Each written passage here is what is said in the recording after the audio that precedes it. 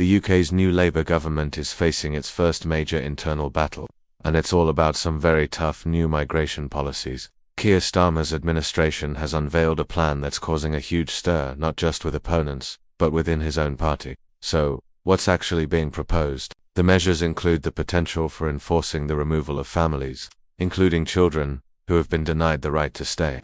There's also talk of confiscating assets from asylum seekers to help cover costs, although the government later clarified they won't be seizing personal items like jewelry. Another major point is an attempt to change how UK judges interpret the European Convention on Human Rights, specifically the right to a family life, which has sometimes been used to prevent deportations. Home Secretary Shabana Mahmood has defended the plans, saying the asylum system is broken and that she understands how divisive the issue has become from her own personal experience. Starmer himself echoed this, stating the government inherited a broken system and needs to fix it to restore public confidence. They argue that if mainstream parties don't solve this crisis, more extreme political forces could gain ground. However, many Labour MPs are deeply alarmed. At least 20 have publicly voiced their concerns, with some calling the policies morally bankrupt. One MP stated, "I didn't fight an election as a Labour MP to bundle distressed children on 2 deportation flights."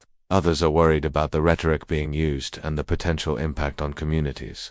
One MP shared that his taxi driver, after 20 years in the UK, no longer feels welcome. Refugee charities have also criticised the plans, with the Refugee Council's chief executive saying the proposals risk creating more delays and inhumane treatment for people who have fled war and persecution. They argue that these policies, while sounding tough, won't fix the real problems. Inside the Labour Party, some see this as an opening offer that will be diluted after hearing MPs' concerns, similar to what happened with previous welfare policy debates. But others believe the government must take a hard line to address public anger about illegal migration and the threat from parties like Reform UK. This is a massive challenge for Starmer's new government, and it highlights a deep division on how to balance control, compassion, and public opinion.